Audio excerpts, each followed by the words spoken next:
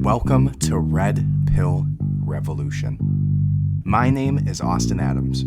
Red Pill Revolution started out with me realizing everything that I knew, everything that I believed, everything I interpret about my life is through the lens of the information I was spoon-fed as a child. Religion, politics, history, conspiracies, Hollywood, medicine, money, food, all of it. Everything we know was tactfully written to influence your decisions and your view on reality by those in power. Now, I'm on a mission to retrain and re-educate myself, to find the true reality of what is behind that curtain, and I'm taking your ass with me. Welcome to the revolution. Hello and welcome to Red Pill Revolution. My name is right on my shirt if you're watching this video, and if you're not, my name's Austin Adams. I don't know how you found the shirt in the mall. I think it was like $7 at some random store that the music was too loud, and I don't know how you pass a shirt with your name on it for $7 and not get it, right? So anyways, there's your logic. But this is episode number 13 of Red Pill Revolution, and thank you so much for joining me. I really can't tell you how much I appreciate it. This only being on episode number 13 and only being relatively, 3 months into this, I've found out that you guys and the nation and this world, the country that I'm in, and all over the world, there's like 29 different countries that is listening into this. It's unbelievable to me how thirsty the world is for this information. So, without further ado, episode number 13 of Red Pill Revolution. Today, we are going to talk about some very, very recent events, some things that happened, breaking news today, and it's going to be a very current episode for you guys. So, I hope you enjoy it. The very first thing that we're going to talk about is the Prime Minister, Boris Johnson, going into their newest release of basically releasing themselves of all of their COVID restrictions. We're going to talk about, kind of the history around that and how that feels to be the United States, who had kind of broke apart from Great Britain, and now to see the totalitarianism has kind of wore a new hat under our banner. And then we're also going to talk almost at length today. A lot of this is going to be about the actual Biden interview that was today. If you don't know, tomorrow, I believe, is the anniversary, the very first year of the Biden administration. And he did an hour-long interview, hour and 20 minutes, I believe. Which is longer than I think I've seen him answer questions his entire presidency. So we'll dive into some of those questions, some of the information, and then we're going to talk about the Russia situation. So stay tuned. It's going to be awesome. There's going to be some great information for you guys, and I hope you enjoy it. But first, as always, I need you to go ahead and press that little button on your screen. Just the one that says, it starts with an S, I believe. It starts to subscribe, something like that. Go just press that for me real quick. I'd appreciate it. You're awesome. I know you just did it anyways, so, thank you so much. I appreciate it. Go ahead and subscribe if you haven't already. Every single week we put out new episodes, whether it's current events, whether it's historical accounts, and just kind of reframing your mind to understand and view today some of the ways that people have been manipulated in the past, and try to kind of clear that slate, kind of that, those glasses that you were given through, the history that we were given in school, through our parents, that is kind of all misshapen. So go ahead, press that subscribe button. Every single week we're going to be putting out episodes. And if you haven't already, go ahead and join our Substack. On our Substack, you're going to see every single video, the links to everything that I'm talking about today, all the articles, all the CIA documents, all of that stuff right in our Substack every single day. The very next day after I release the podcast, I release the podcast companion, which includes all of the videos, all of the articles, all of the documents, even some bonus material. And eventually we're going to start putting out some more video content there too, that you can't get unless you subscribe. Now, if you do subscribe, there's a couple different options. The first thing you can do is subscribe for free. And I appreciate that. I think it's so cool to be able to connect with you guys and share with you, the information that I'm interested in, the topics that I'm interested in, kind of obsessing over for the week.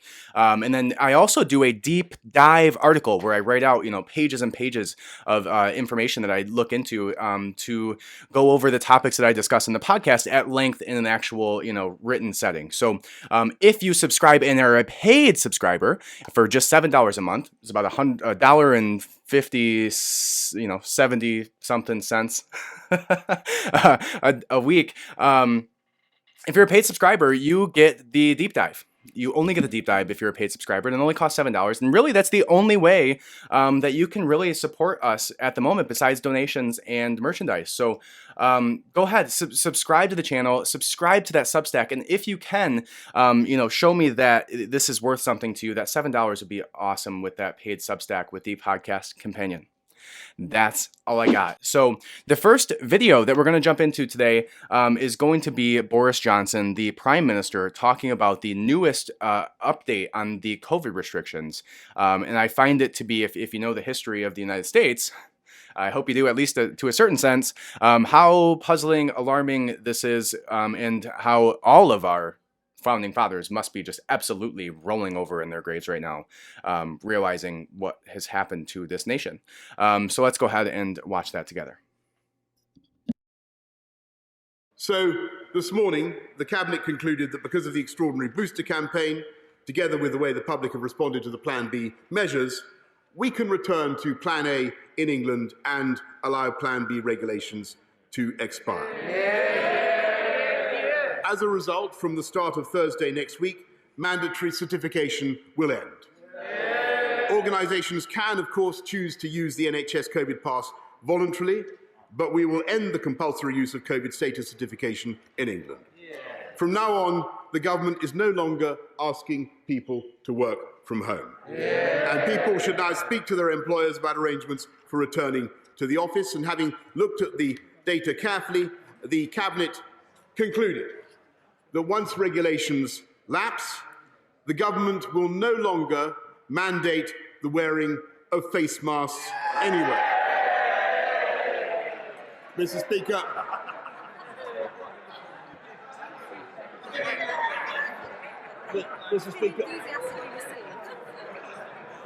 Mr. Speaker, from tomorrow we will no longer require face masks in classrooms, and the Department for Education will shortly remove national guidance on their use in communal areas. In the country at large, we will continue to suggest the use of face coverings in enclosed or crowded spaces, particularly when you come into contact with people you don't normally meet, but we will trust the judgment of the British people and no longer criminalise anyone who chooses not to wear one. The government will also ease restrictions further on visits to care homes, and my right honourable friend, the Secretary of State for Health and Social Care, will set out plans in the coming days. Wow, that sounded like a party. I want to be there. Compared to what we're about to watch with Biden talking, that seemed they were all hyped. It sounded like they had some beers before they went out there. But every single time it sounded like they were all raising a glass when he gave a new restriction that was relieved. And those are like people who are a part of their government system. So that's pretty funny how they were just reacting. But you heard it just there. England is now going away from any mask mandates. They're going away from any mandatory vaccination. Showing your vaccine card to be able to work. They're going away from working from home. They're going away from school restrictions or mandates for children. Anything at all. They're going away from all of these things. And to me, the part of that's so alarming. You think about the United States, and it feels like we've been a country forever, right? It feels like the world has never existed without the Americas, especially with the way that Western culture has influenced the world. But that's not the case. We're one of the fairly newest countries in the world. Right, we're what, 300 years old or so, right? 1776, 2022. Do the math. We're a very new country, and to see that within several hundred years, few hundred years, not even several, right? We completely lost our way, right? We are now, we are what we so feared. Right? Our government now has become one that is more totalitarian than the one that hundreds of thousands, if not millions of people from all over the world fled from, the Queen's monarchy and the totalitarian ways that they had in the UK and in Great Britain and, that area. So it's crazy to me. And to think about what would our founding fathers think? What would they think right now if they, George Washington rose up from the dead and, was sitting here watching the discussion of Joe Biden talking about how they're going to keep restrictions and how you need a third booster, and, all of these restrictions are remaining in place. And yet England, the Queen of England, and Parliament, and this Prime Minister decided to completely relieve their citizens of any, of their totalitarian, decisions for them. I can't imagine what they would think. I absolutely cannot fathom how they would feel knowing that while, today's Great Britain is completely mandate free, the United States still is imposing vaccine mandates for healthcare workers, which is a whole nother conversation that we really should get into. The fact that that's, the healthcare workers, the individuals, the single sector of the country who is educated specifically on making medical decisions is no longer able to make medical decisions, not only, for their patients, but specifically for themselves, for their own medical decisions, for their body. And I know a lot of people who are affected by this, nurses, doctors, surgeons. There's so many people who are going to be affected by this, and truly what that's going to come down to, talking about the chain of events that can happen.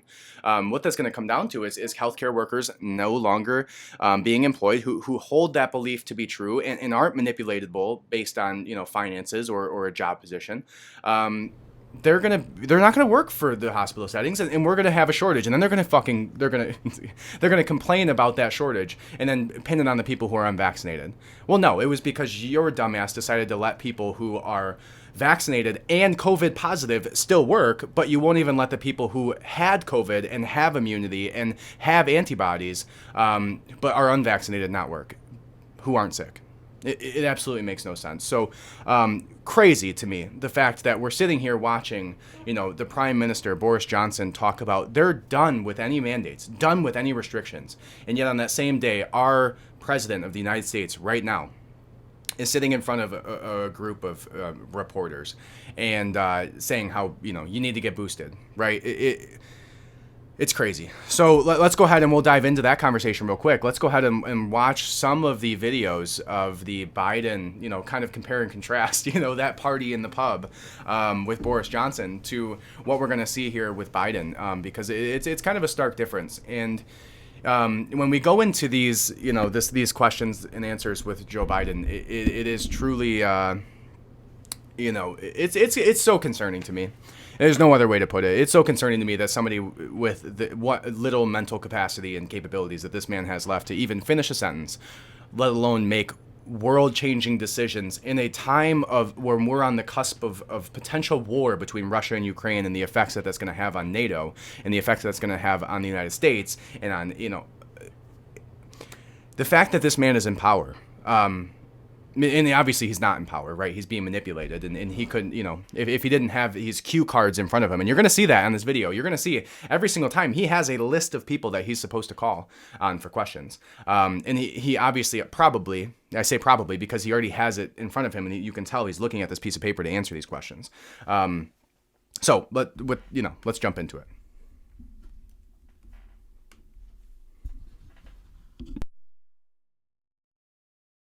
Well, President Biden, on the coronavirus, we're tragically approaching nearly 1 million Americans who died. And I'd like to ask you why it is during your 3.5-hour virtual summit in November with the Chinese president, you didn't press for transparency, and also whether that has anything to do with your son's involvement in an investment firm controlled by Chinese state-owned entities. The answer is that I did raise the question of transparency. I spent a lot of time with him. And the fact is that they're just not being transparent. Transparency on the coronavirus origins. Yes. So Biden just said, the original question asked by this guy wasn't in fact a softball, because it's towards the end where he wasn't calling specifically on people. They were kind of taking the mic. But he said to him, why did you not push for transparency. And he wasn't very specific in the initial question, obviously, but that's why he elaborated mid-response by Joe Biden to make sure that he's sure that he wants to answer this question this way. So what this reporter said was, why did you not push for transparency regarding the origins of COVID-19? And does it have to do with the fact that your son is taking millions of dollars from Chinese corporations, which are directly attached to the Chinese Communist Party? Why didn't you push for transparency regarding this leaking from a lab, is what he just asked. Is it because your son is taking millions of dollars from this country's government? And he says, I did push for transparency. And then we'll watch this here. And he asked him again, right? Hey, can you clarify? I mean, on COVID, the origins. And he says, yes, I asked for transparency and they didn't give it to us. So even Joe Biden, and as he just showed in the way that he answered this question, Joe Biden, the president of the United States, is now admitted to questioning the origins of COVID-19 and believes enough to ask Chinese officials if it came from a lab in Wuhan, is what he just admitted to. All while every single person is still being censored for talking about this on social media. All while, people within Senate and Congress are being ridiculed for even mentioning the idea of it coming from a lab. All while media outlets are skewering, podcasters and Joe Rogans and Substack writers and who are talking about these things honestly. The president of the United States just said that he believes it enough to ask the leader of the Chinese Communist Party whether or not it leaked from a lab. And he said they won't give us transparency. And then says not shit about Hunter Biden, obviously. But let's watch it through. Transparency on the coronavirus origins. Yes. And you did during the virtual summit. Is there a reason your press staff was unaware of that? And what did you say to the Chinese president? And they weren't with me the entire time. Look, I made it clear that I thought that China had an obligation to be more forthcoming on exactly what the source of the virus was and where it came from. Yes.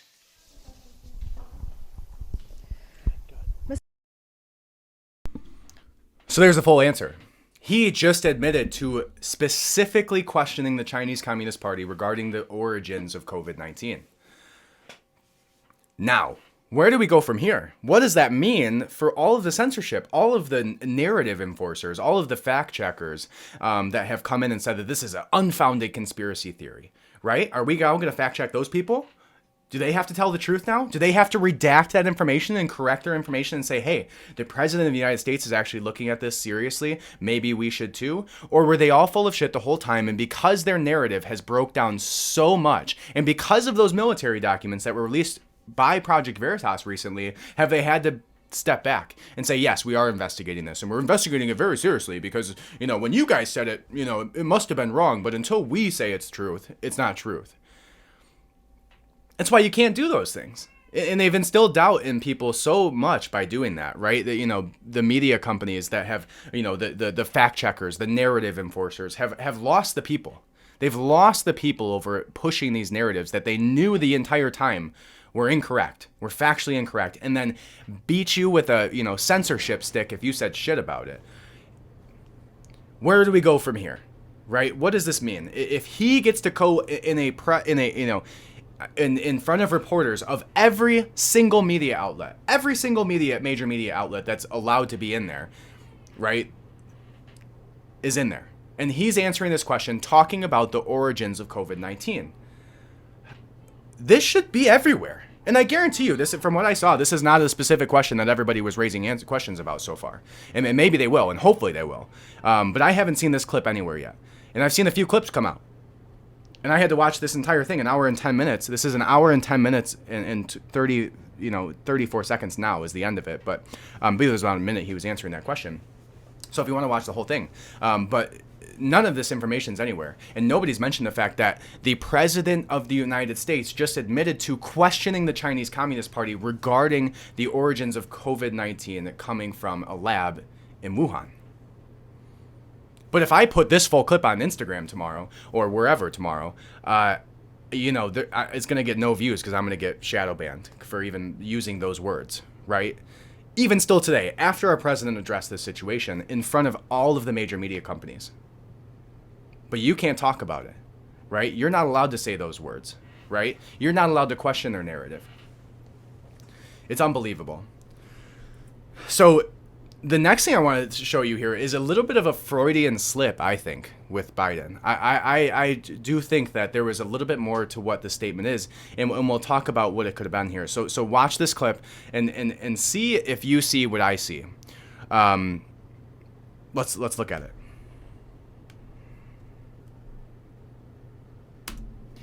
On COVID, if you don't mind, you touted the number of Americans who are now fully vaccinated with 2 shots, but even some of your own medical advisors say that people aren't fully protected unless they have that 3rd shot, a booster. Why hasn't this White House changed the definition of fully vaccinated to include that 3rd booster shot? Is it because the numbers of fully vaccinated Americans would suddenly look a lot less impressive? No, it's not that at all. It's just this has become clearer and clearer. And every time I speak of it, I say, if you've been vaccinated, get your booster shot. Everybody get the booster shot. It's the optimum protection you can have. You're protected very well with 2 shots. If it's the Pfizer, anyway, you're protected. Did you see it? Did you see it? What he just said there was a parroting of the interview with the Pfizer CEO directly, who said if you have 2 shots, you have virtually no immunity. But if you have 3 shots, you got a good chance. And that's why he said Pfizer there. Make no mistake about it. This man, this man being the president of the United States, just had a Freudian slip, a subconscious slip from him at some point seeing that clip. Joe Biden at some point saw the president, the CEO of Pfizer, talking about how 2 shots makes you not very immune, and then 3 shots, that booster really does it for you.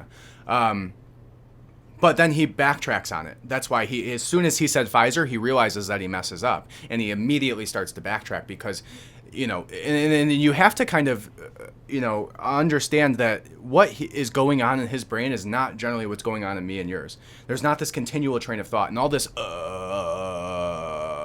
that you hear from him is him, this the same way that, I forget the name of a word, and, somebody has to interject and tell it to me because I'm, have a brain fart. This man's entire life is a brain fart. Everything that comes out of his mouth, he has no idea what he's going to say next. That's why you see there was some slip-ups between his conversation about Russia. There was some slip-ups about his conversation regarding, obviously in this case, the Pfizer and the boosters. And I truly do believe that Joe Biden saw the clip of the CEO of Pfizer stating that 2 vaccines are now ineffective and that there's a need for a 3rd for any effectiveness, because the Pfizer CEO said it gives very little protection, if any at all, about 2 vaccines. But 3 vaccines, that booster is really going to get you there. Although what we found out now is the 3rd vaccine, the boost, as they're calling it, which is the stupidest marketing ploy in history. The boost, it really gives you immunity. Right now, this one, until it doesn't, and then we're going to have another one for you, and you better take that one too, or else you're not fully vaccinated, and now you're on the team of the conspiracy theorists. So let's look at that again, and then we're going to actually watch that Pfizer clip, because I think this is important. I truly 100% believe that, kind of breaking down the way that this man's monkey brain is working over there, or not, lack thereof working. What he just did was reference that video with the Pfizer CEO, and you'll see why in a second if you haven't seen that video already. So watch this again. Make note of his speech pattern here. Make note of how he uses the word Pfizer specifically, and make note of the sentence structure, because he almost directly parrots the Pfizer CEO.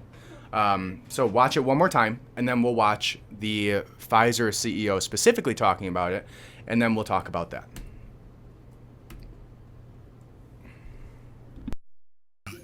It's the optimum.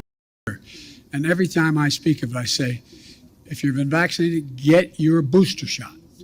Everybody get the booster shot.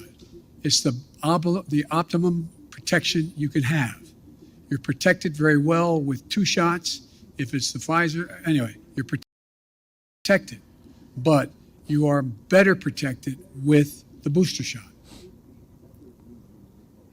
The definition right now. And if you didn't just hear that, that was the reporter reminding him the actual question, because he went off on a tangent referencing this Pfizer CEO statement regarding 2 boosters. He tries to correct this Pfizer statement because obviously there was some conversation around how this is, fueling the disbelief within the vaccine in his war room with his constituents, or with his advisors. So you see him trying to, subconsciously, I don't know if this was his doing or somebody else's, but he either had a Freudian slip and he's mentioning this Pfizer CEO's conversation where he says that 2 vaccines do nothing and that you need a third. And he tries to combat the CEO of this company while mentioning this company's name and say he's incorrect. So he's directly, and I don't know whether it was a Freudian slip and he was just he was parroting the CEO's statement just in a way that he thought was positive instead of negative, or if he was directly trying to combat that. Now, I don't think that he is smart enough to do that. I think that he was, it's hard with Joe Biden. It's hard to look at him and not have a little bit of empathy for this old man who has no right being in this position, who is obviously severely declining mentally, and his dementia or Alzheimer's or whatever it is that he has is going to progress as a result of all of this stress and all these things. And I truly do fault, the fact that his wife is allowing him to go through all this is horrible because, anyways, back to it. Let's go ahead and watch the Pfizer CEO's statement here. And I did actually have to go to Rumble for this, and to get this video because you obviously cannot find it on YouTube. Who would have thought?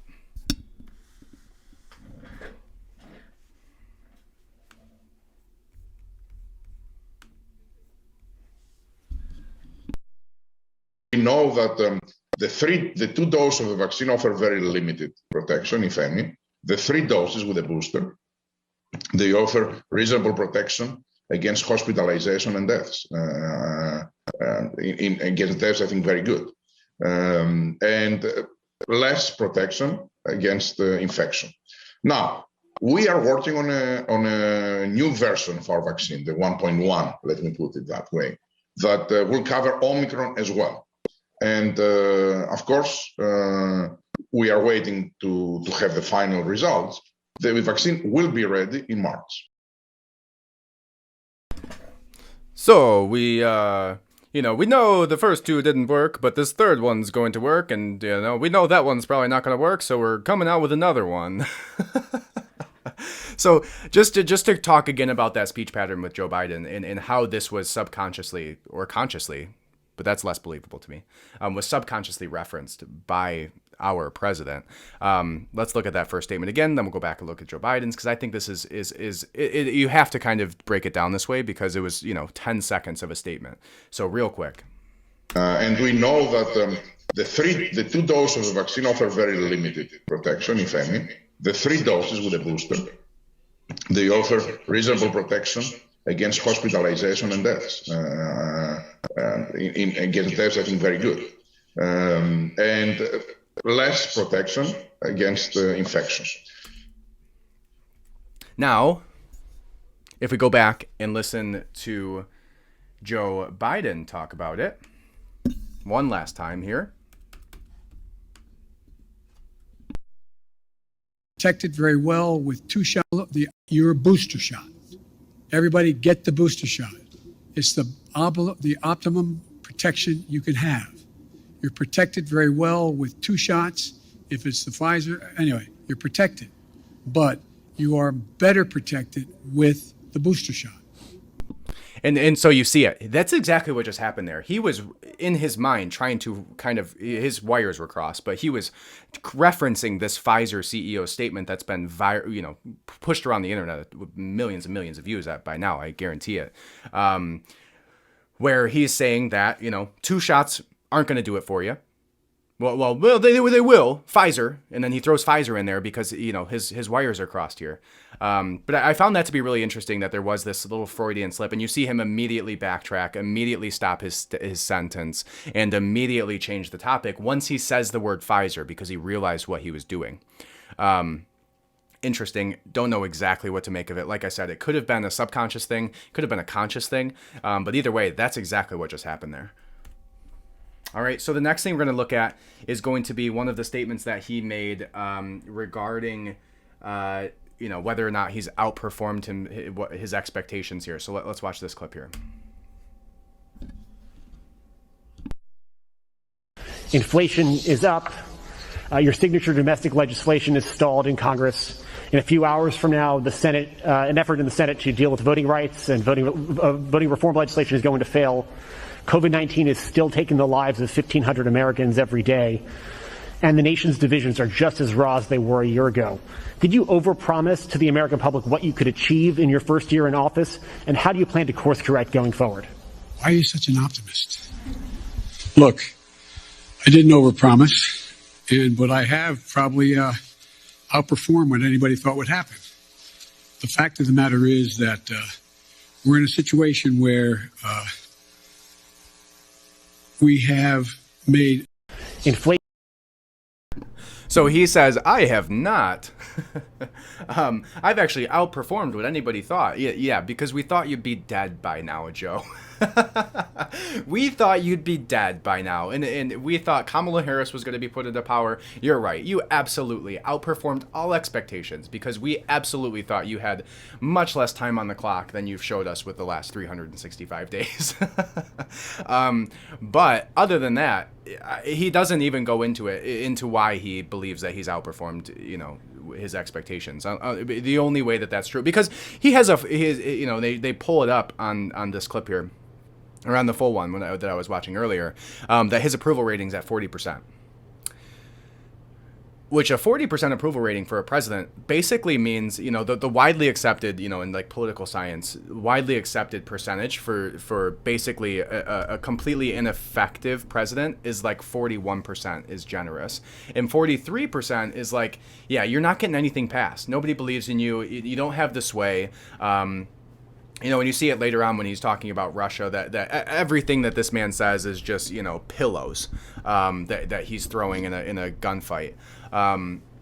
The fact that he wants to sit there and smugly say, I've outperformed everybody's expectations for me. Yeah, maybe you're right, but not in the way that you think. So I just thought that was funny that he thought that, he's done so incredible of a job at this point, that, we don't even have to talk about it, because he doesn't talk about it. In this entire interview, the whole time, he shows you how bad he is tactfully at answering questions. And this is the reason he's been hidden away in some probably some, scientific institution where they're, testing all sorts of chemicals on him to see if they can bring back his livelihood or his liveliness and ability to speak or actually maintain a sentence structure. But there's a reason they've been keeping us away from him for so long throughout this entire year, because this is probably one of the only times that I've seen him outright stand and answer questions there. And all of his piss poor tries at being funny, like, oh, you're an optimist, huh? Like, I get it, but still, it's sad to see, and it's crazy to me that the best thing when you read about leadership, and you read about the qualities of a leader, and you don't even have to have read about leadership, but if you read about any books about leadership, any books, Jocko Willink, it has it in the title for you, extreme ownership. Right? If things aren't going the way that you want them to, taking extreme ownership for those things that have not gone the ways that you want them to tends to put you in a better light in the public eye. Right? But sitting here and acting like there's no problem, saying you outperformed all expectations when you have a 40% approval rating, one of the lowest of any president ever, especially one who got more votes than any other president in the entire history of America, doesn't look good. Right? So, to me, it's really telling. It's really telling how, his poor ability to lead and his terrible way of trying to, incite some kind of like confidence in the public. I don't know what he was trying to do here. The public would have went, and in anything he does, a certain percentage of the right is going to disagree and say that he's doing terrible. And, but if he would have came out here and said, I know things aren't going great. I know, inflation is unbelievably high. I know we're on the cusp of watching Russia just obliterate Ukraine and we're going to do nothing about it. I know that you're paying more in gas than you have since I was in office last. I know these things. I understand these things. And I'm doing the best that I can today to try and make this situation better for you, better for our country, and better for your family. But he doesn't do that. He says, I know everything's great. Everything's great. Don't look at those numbers. Don't look at the statistics unless they come from my website. Don't look at those. Those aren't real. What's real is what I'm telling you, and everything's great, right? But people are smarter than that, and people don't appreciate being gaslit by the president of the United States. We know things aren't going great. We're well aware of this, Joe Biden. We very clearly know you are not doing a great job. We very clearly, even the polls that they put up in this video say that you have a 40% approval rating. How is that exceeding all expectations? What was your expectation for your approval rating? Especially after getting more votes than any president in history. Imagine that. 1 year into getting more votes than any president in history. 80 whatever million votes that he got. And you have one of the lowest approval ratings of any president ever? How does that work? How does that work? How does that even happen, right? And then for you to sit here, stare at a camera, stare at these people asking, real people asking you these questions, real Americans concerned about, the job they're losing because they're not willing to, bend on their moral compass for what they inject into their body. Real people who are concerned about how they're going to pay at $4 or $5 a gallon, especially if Russia invades Ukraine, the gas prices may skyrocket. How are you going to stand in front of a group of people? Not even just a group of people. Obviously, it's not a group of people. This is the entire world is watching this. And Putin's watching this. You're going to stand in front of everybody, all of the government leaders, the entire world, and say, I'm doing great. Close your eyes. Don't pay attention to all this stuff that's happening. I'm doing wonderful. All you have to do is believe me. And it's so amazing to me that what he ran on was unity.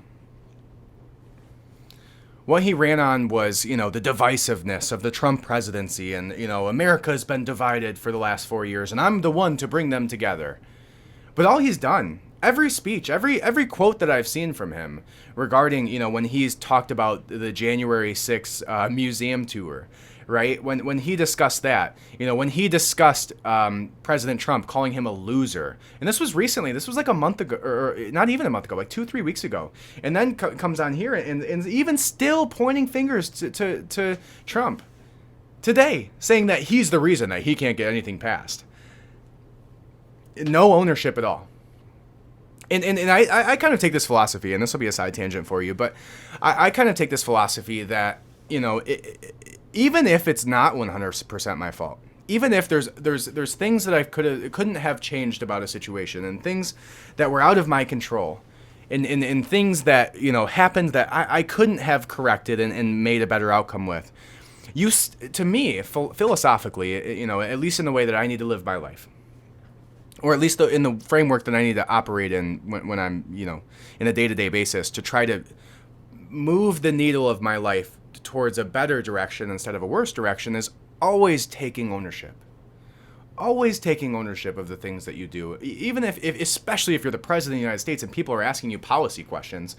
But even if not, even if it's about parenting, or even if it's about work, or even if it's about your business, or whatever passions that you're trying to grow, whatever that is, if things aren't going your way, you have to take ownership. 100%. Have to take ownership for those things, because if you don't, then it's out of your control. There's nothing you can do. Even if there is things that are out of your control within that situation, the outcome always has to be your fault. Because if it's not your fault when things go wrong, it's not your fault when things go right. And you can never take ownership for the good things. So in order to take ownership for the good things that happen to you, in order to be able to actually celebrate when things go right in your life, you have to absolutely take ownership when things go bad in your life. And if you don't, you can always use that scapegoat. You always have a scapegoat, and you never have to look deep into yourself and kind of take a, fine-tooth comb to your personality or to your belief systems or to your work ethic or to your, whatever it is that you need to work on. You're never going to be able to work on those things if you don't address that they're there. Right. And this is from like a parenting perspective. This is from an individual perspective. This is from a, but even more so, if you're the president of the United States, you have to take ownership when things don't go right. And if you don't, people aren't going to believe in you, because when are you going to tell me that you're doing a bad job? Or would you ever tell me if you're doing a bad job? Right. If inflation's up, whatever percentage it is right now, and gas is up, to $4, and the cost of meat and literally everything else within the United States is skyrocketing and shelves are empty. But the president of the United States is sitting here saying everything's going great. Okay, if you're doing your job and everything is going right, then what is wrong? What could be the problem then if it's not you, the president of the United States, who is at the helm, who has the reins of the country, or at least is supposed to? If it's not you, then what is it? Because if it's a systematic flaw within the way that our country is being operated outside of the presidency, which is, obviously, with the way that our government's run and how many layers there are, it's probably more likely that there's obviously some systematic problems. But the only variable that changed between when things were going well with our economy and our, worldwide, buy-in and our relationships with Russia and China were going well was not that long ago, almost approximately to the day, exactly 365 days ago. And if you think that is a coincidence that less than, 300 or so 365 days within the presidency changing, that Russia has, for the last however many months, I'm sure it's been at least 6 to 8 to 10, probably since the day he took office, been planning this attack, because they know that President Biden doesn't have the balls to do anything about it. He's not going to send troops there because his son is probably drew a beautiful bullshit ass picture of a stick figure for Vladimir Putin that's sitting above his desk. He can't do anything, right? He can't do these things because the people that are controlling him won't allow it. Right. So he has to sit here and go, oh, well, we're going to give sanctions. And you'll see that when we look at the very next topic, which is going to be the Russia situation, because, and we're actually going to take a little bit deeper of a look into the Russia situation, because it's not something I'm super familiar with, why these things are happening, why they're going to war allegedly, obviously allegedly, because it's not generally the reason that they're giving the public why they're going to war. But I know last week they said that there was some proposed or some CIA document or governmental agency that said that they were concerned about Russia committing a false flag and using it as an excuse to go after Ukraine. And that was like last week. And now they're saying it's a for sure thing. We believe he's going to go into Ukraine. So we're going to dive into that in just a moment here. But, to me, watching this, the president of the United States sit here and push off any responsibility at all for the things that have happened within our country, specifically in the last year, is terrifying. I mean, not terrifying because obviously, to me, it's more so just shows his, it is terrifying, I guess, because Russia is about to go to war with Ukraine. They're absolutely, he just said it's almost a for sure thing. They believe he's going to go to war. And whether they go into war a little bit or a lot of it is going to depend on our reaction. Not don't go to war, right? So the fact that he's pushing off any and all responsibility at all for the things that have gone wrong over the last year should be concerning, because at what point will you take responsibility? And if you're not taking responsibility publicly, are you taking responsibility privately at least? Do you believe that you can change the way that, or the direction that our country is going? Because if you don't, leave office. Go let somebody come into office who's actually going to make a change, and a change for the better with right intentions. Not the intentions that are going to make their drug addict, pedophile, disgusting son the most money, but somebody who's going to come in and do what's right for the country. Somebody who's going to come in with beliefs for where they actually want to see our country go, beliefs for where they want to see their children's lives and the direction that their children's lives go, and in the education systems and the problems that are really within our country be pushed in a better direction. And that's not Joe Biden. He's shown that. He's been in office, or he's been in some form of politics for 165 years at this point. Almost, since the Jesus was president. It's crazy to me that nobody, and again, I'm not seeing anybody push back on this. He took no responsibility for any of the negative things. And you can sit here and look at charts. You can sit here and use math, statistics, real science, data, and facts to figure out that what he's done so far has been not good. Every major plan he promised to pass, including the Build Back Better plan, which is basically just a Trojan horse to siphon money to directly to the Chinese Communist Party by getting out of Afghanistan and allowing the Chinese government to make a deal with the Taliban to have the rights to all of the lithium deposits in Afghanistan, one of the most lithium-rich countries in the world. And then, in the same 2 months that you left Afghanistan, submit a bill to allow for a $6,000 tax grant to people who are going to buy those lithium batteries from the Chinese Communist Party through electronic vehicles. I wholeheartedly believe that's what the Afghanistan retreat was about. The Afghanistan failure was relieving our duty to protect Afghanistan and allowing China to, because they did it. They made a deal within, weeks, not even, of us leaving Afghanistan. And not only did we do that, but we left them how many billions of dollars worth of military equipment. And then China came in and specifically made a deal for all of the lithium deposits. And then within 2 months, the Build Back Better plan it includes I believe it's $6,000 grant, federal grant, tax money that you earned and paid our government. They are basically just siphoning back to China. So not only did they give them the lithium on the backs of the deaths of every military soldier who fought against Al-Qaeda, who fought against the Taliban, who fought against ISIS in those areas, on the coffins of those who fought against the terrorists who were over there.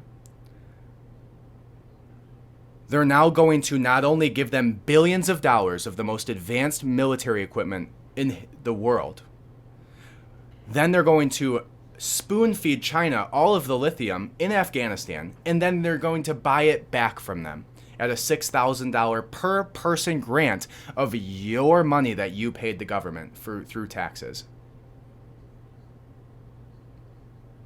I don't know where that sentence started, but I know this Build Back Better stuff is bullshit.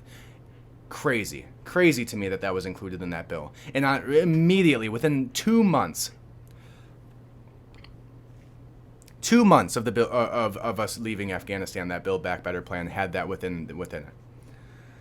So let's go into this a little bit. Let's find out why maybe Russia is actually considering going to war or is going to go to war with Ukraine, what that could possibly mean for NATO relationships, what that could mean for the United States and me and you, and why Russia is even doing that in the first place. So first we're going to watch the quick video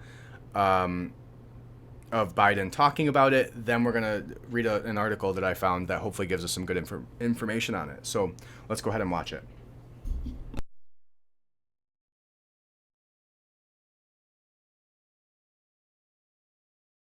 In June, you said to us about President Putin, I think the last thing he wants now is a Cold War. Now, since then, of course, you've seen him gather these troops, 100,000 troops around Ukraine. Your Secretary of State said today he thought he could invade it at any moment. You've seen the cyber attacks, and you've seen the demand that he have a sphere of influence in which you would withdraw all American troops and nuclear weapons from what used to be the Soviet bloc. So I'm wondering if you still think that the last thing he wants is a Cold War.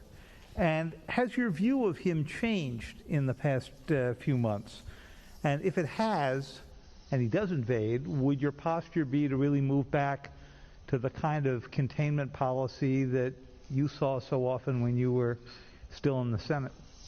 The answer is that I think he still does not want any full-blown war, number one. Number two, do I think he'll test the West, test the United States and NATO as significantly as he can? Yes, I think he will. But I think he'll pay a serious and dear price for it that he doesn't think now will cost him what it's going to cost him.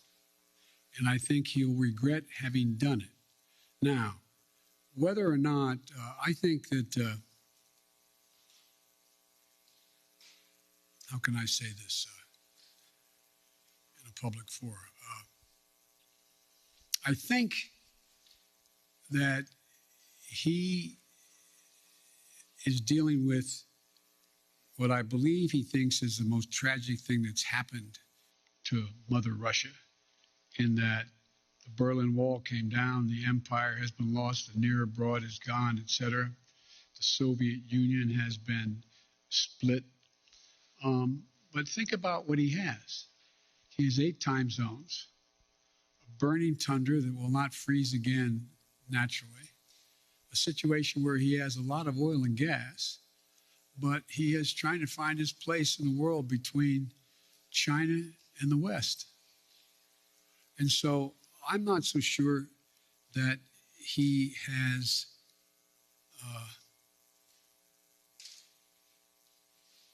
David, I'm not so sure he is certain what he's going to do. My guess is he will move in. He has to do something. And by the way, I've indicated to him the 2 things he said to me that he wants guarantees on. One is Ukraine will never be part of NATO. And 2, that NATO or there will not be strategic weapons stationed in Ukraine.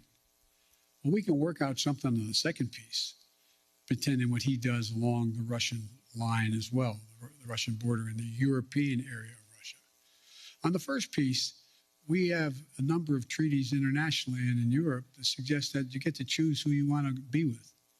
But the likelihood that Ukraine is going to join NATO in the near term is not very likely, based on much more work they have to do in terms of democracy and a few other things going on there, and whether or not the major allies in the West would vote to bring Ukraine in right now. So there's room to work if he wants to do that. But I think, as usual, he's going to, well, I probably shouldn't go any further, but I think it will hurt him badly. In June. So he just kind of gave us why, at least a roundabout way, or maybe a snippet of why this is happening. And it sounds, the things that he just said. And what Biden just said was, well, maybe, he wants 2 things from us, and we're not going to give him everything he wants. Well, maybe we'll give him the second one. The second one being, not having NATO weaponized military or weapons in Ukraine specifically, obviously, because it may be a threat to Russia. And then, he says, so maybe we can sit down and work that one out. But the first one he wants is that Ukraine won't be a part of NATO. And I think that we're probably not going to do that either. So what he just said to this reporter is, we're going to give him everything that he wants to ensure, maybe not even to ensure that, but just we're going to give him everything he wants. We're not going to fight back. We're not going to do anything about this. We're going to give him everything he wants. He just said it. He has 2 demands, and we're going to fill them all. Like, way to go. But he did kind of outline maybe why this is happening a little bit. It sounds like Putin feels threatened by the idea of NATO having weapons in Ukraine, or Ukraine being used to position weapons closer to Russia, and Ukraine specifically having the opportunity to join NATO. And I hopefully we'll find out in this article that I'm reading right after this, that we'll read together, why specifically it's a problem if Ukraine goes to NATO. And forgive me if you are, much more educated on this topic. I'm glad you are. But it's not one that I've been following super closely. I don't even, we're going to find out hopefully how long this has even been going on for this to be an issue. But I'm not very educated on it. So hopefully if you aren't educated on it, let's get educated together. And if you are educated on it, awesome. Let's see if we find out something that you don't already know. So let's go ahead and read this article. And I think you should go listen to majority of that Joe Biden questioning. I do think it's interesting. I think it's interesting insight into why,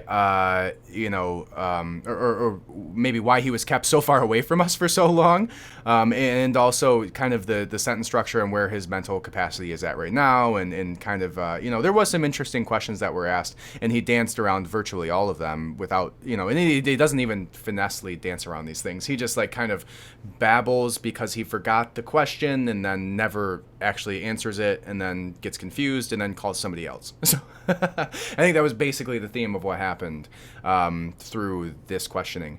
But there was one more portion of that I thought maybe we could listen real quick. There was a female reporter who basically questioned him and pried a little bit further because she thought it was interesting how he said it's going to our response is going to depend widely on what they do. So let's see, maybe let's pull this question up here, and then we'll go ahead and read that article on what is actually going on in Russia.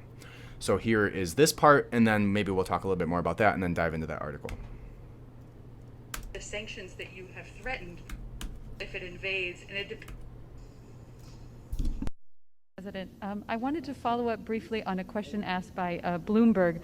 You said that Russia would be held accountable if it invades, and it depends on what it does. It's one thing if it's a minor incursion, and we end up having to fight about what to do and what not to do.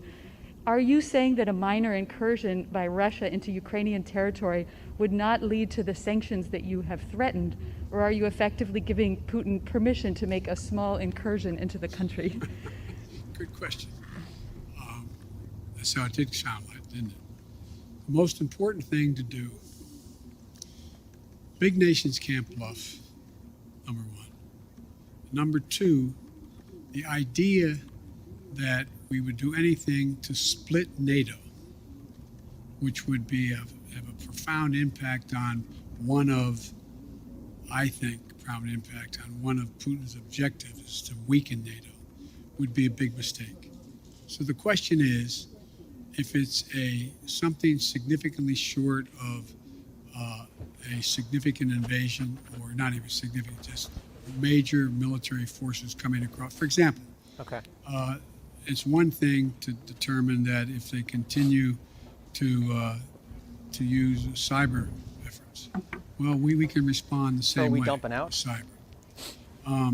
They have FSB people in Ukraine Brian, are we dumping now out trying of the to speech then? undermine the solidarity within Ukraine about Russia and to try to promote Russian interest.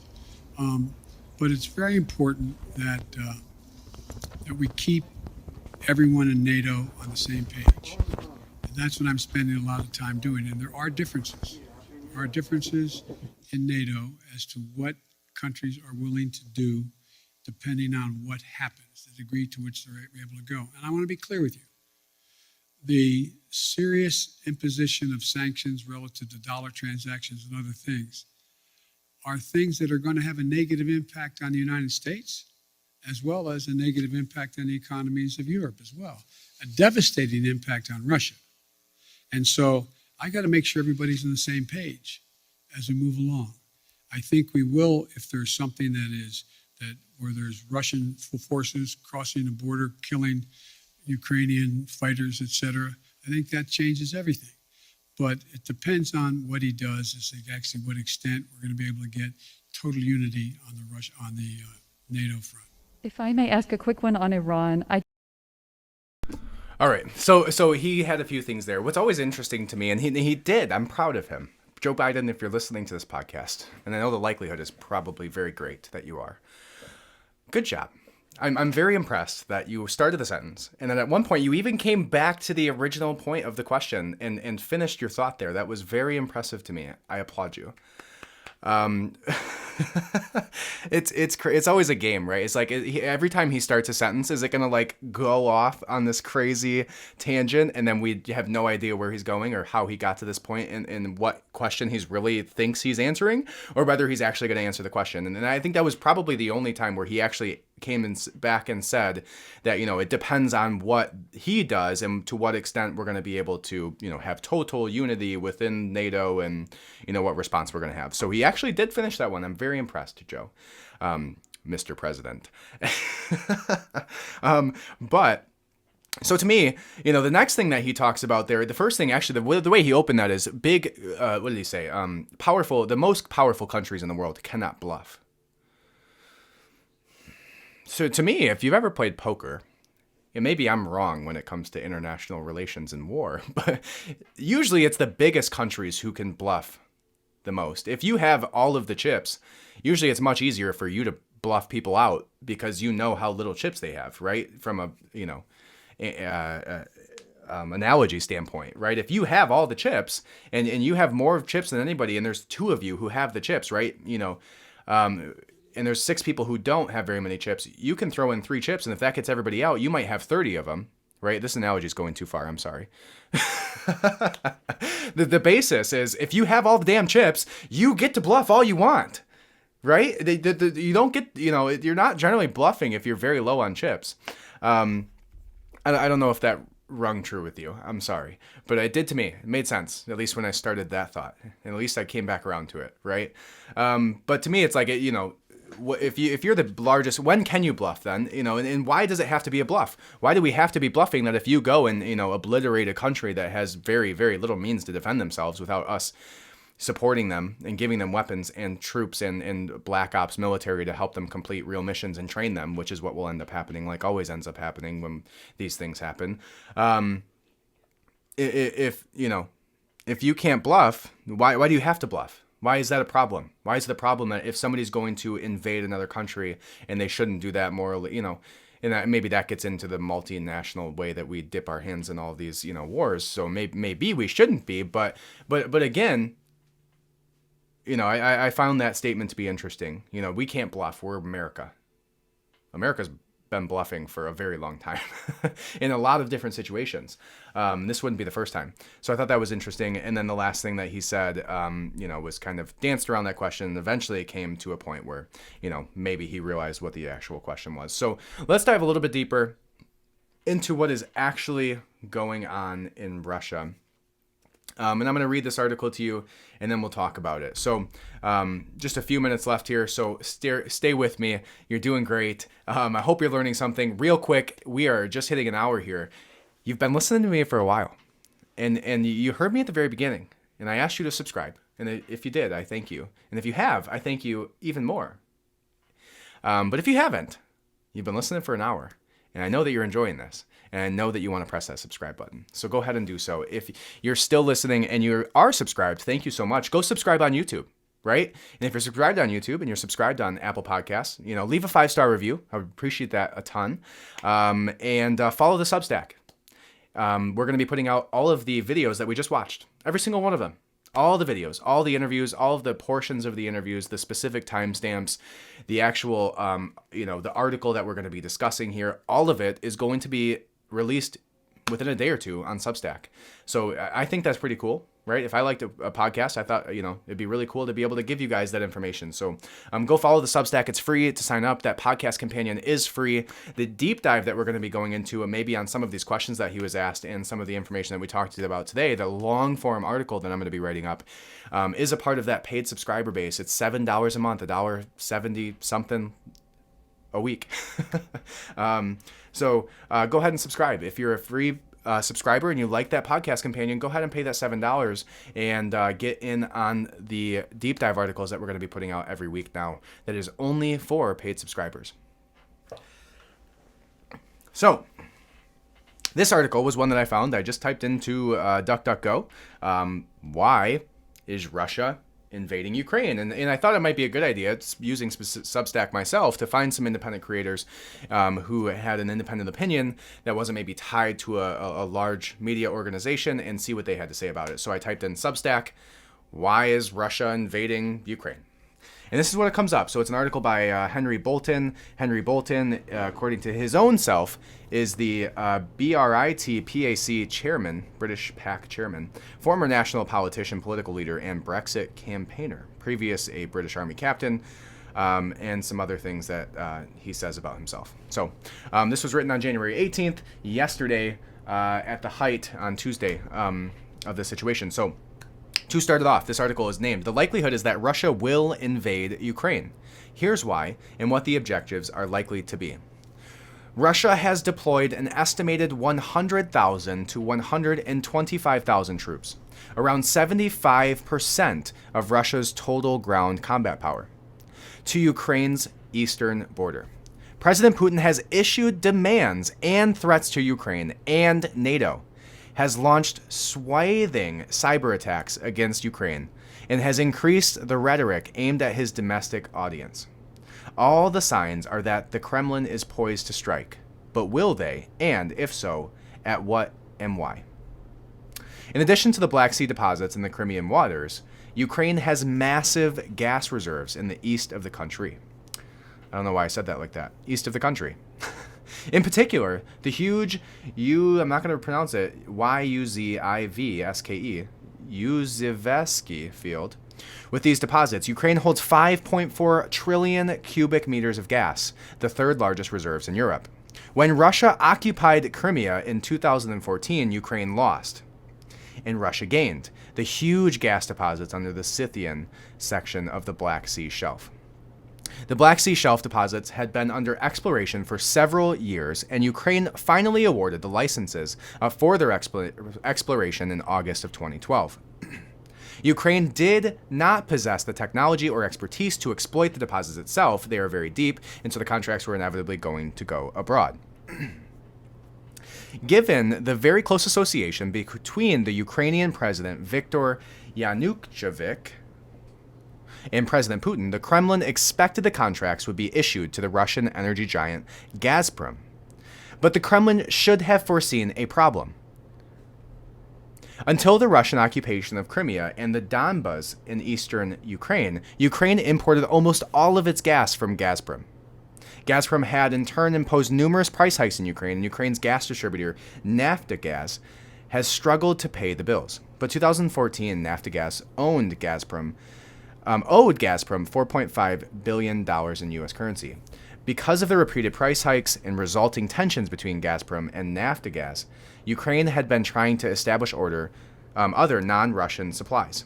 It turned to Europe for them, and when the contract licenses were issued for the exploitation of Ukraine's gas, they went not to Gazprom and Russia, but to the group that led by American ExxonMobil. But including Dutch, British Royal Dutch Shell and Romanian OMV Petrom, working with the Ukrainian state company Nadra. I'm sorry for all the pronunciation on that. That was a lot of Ukrainian words and companies. In the meantime, as I say, Ukraine was looking to diversify its gas supply. Here enters the European Union and one of the causes of Russian anger towards the UE. Europe at the time, in 2013, imported about 39% of its gas from Russia. In 2019, it was 41%, so it's gone up in the last 9 years.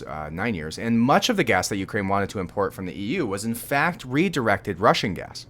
Gazprom contracts and UE energy importing companies forbade such redirection and resale, but in 2006, the clauses were removed because they infringed on Article 81 of the European Community Treaty on restrictive business practices. Legally, this meant that Europe companies had every right to re-export gas, no matter where they got it from. Indeed, Ukraine now imports most of its gas from Hungary and Poland. But can anyone really see President Putin accepting such things passively? So it sounds like there's been this kind of gas war, this like resource and mineral war. You know, it's interesting talking on the backs of the idea of Afghanistan being left for China with the lithium deposits to later be passed as the Build Back Better plan, which was going to give them the $6,000 grant per person. And with millions and millions of people buying electric cars, that would mean millions and billions and trillions of dollars to China from your tax dollars that we gave up Afghanistan for. Interesting. But I digress. As an aside, I don't know how I feel about this guy's writing. As an aside, maybe it's because he's from Britain, or the UK or something. I don't remember where he's from. Where's he from? He's the BritPac chairman, so whatever that tells you. Assuming he's British. So maybe they say that in Britain. Given the very close association, let's see if we can find where we were at. As an aside, consider the Russian involvement in resisting the pro-EU Maidan protests in Kyiv 2013 in the context of access to Ukrainian gas. Access the Ukrainian gas fields is a large part of the reason that the Kremlin was and is still so sensitive about Ukraine cozying up to the European Union. So it sounds like a mineral war between the European Union, Russia, and even the United States being in on it with Exxon. So when in 2014 Russia occupied Crimea, Ukraine lost the Black Sea hydrocarbon fields. And there's some lists of names there that I'm not going to butcher, and that were under the promising exploration. Then if we look at the fighting in the east of the country in 2014, Ukraine nearly lost the town of Sloviansk and backed rebels of the so-called republics. So let's go on a little bit more here. So it says, but let's look briefly at what would have happened if Russia had not occupied Crimea. Let's move on. We don't care about that. So why might Russia initiate hostilities again in Ukraine? In fact, hostilities between Ukraine and Russia-backed rebels in the east have never quite ceased. But if we assumed, based on the above, that the Kremlin's objective in 2014 and 15 was to secure Ukraine's gas deposits in the Black Sea and east of the country so as to extend and maintain economic and political leverage over EU economies. And if we assume that those objectives were not fully reached, pro-Russian rebels failed to retain their occupation and therefore control over the massive Uzivska gas field, and then yes, hostilities at some point are likely. Combat indications.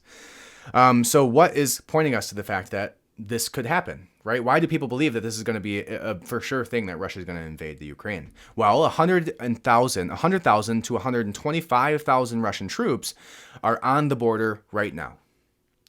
Very recent deployments of Russian troops to the Belarus-Ukraine border and the Ukrainian border, the northern Ukrainian border. The rhetoric and threats, preparation of the political and diplomatic battlefield coming out of the Kremlin.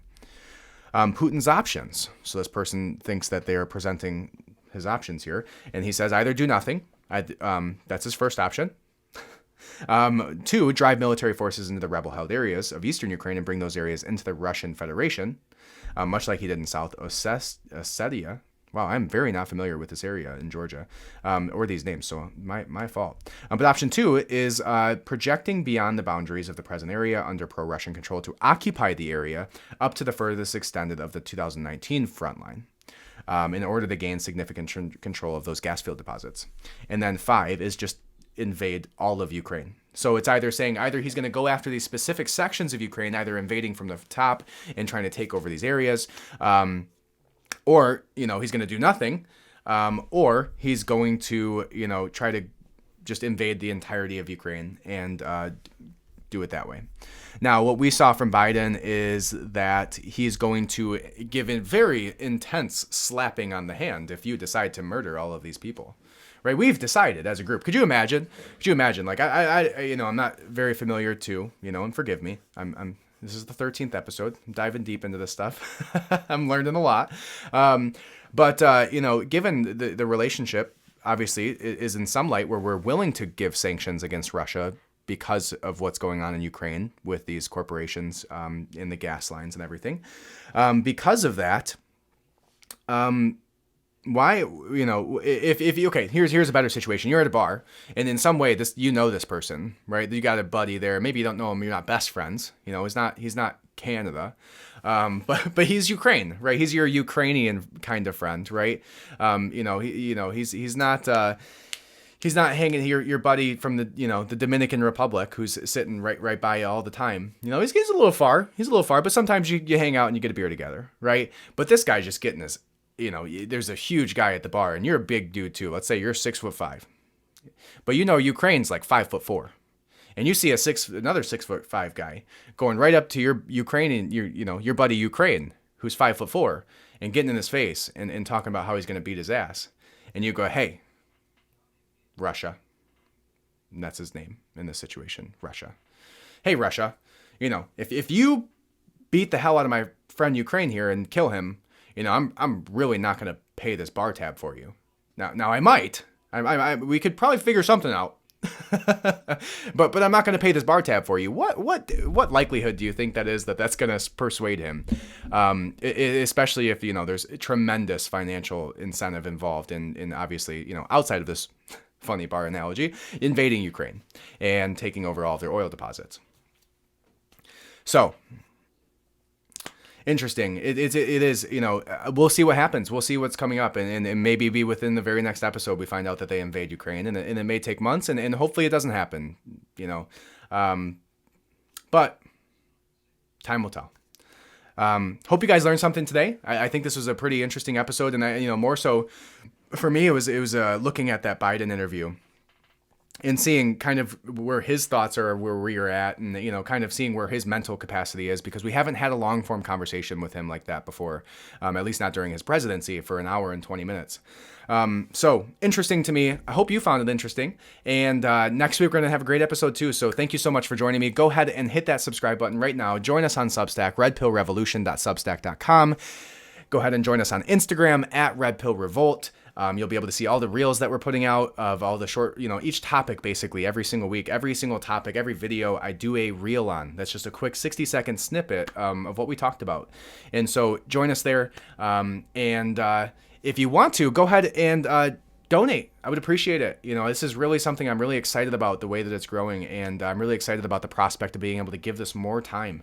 And already it is quite the time taker. Those reels take about an hour, 2 hours, 3 hours sometimes to put together, and hopefully I'll get better at it as time goes on, and it'll be less time, but I'm I don't see how it could get much less time. So hopefully I can start to devote more time to this. I would love to start doing more episodes, and I hope that you found enough in this podcast to you tip your waiter if they gave you good service, and you don't really hang out and talk with them for an hour and 20 minutes about Ukrainian political beliefs, and if Russia's going to invade, and if our president is in cahoots with Pfizer and all of these other corporations. So go ahead, give Sango .com/redpillrevolution. GiveSango.com/redpillrevolution. You can donate directly on there, or you can go directly to our link tree from our Instagram. There's like this cool little tip jar that you can press. You can give like $1, $5, $20,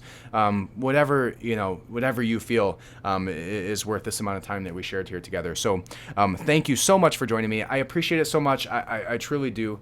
My name is Austin, and I hope you guys have a great day. Welcome to the revolution. Thank you for joining me.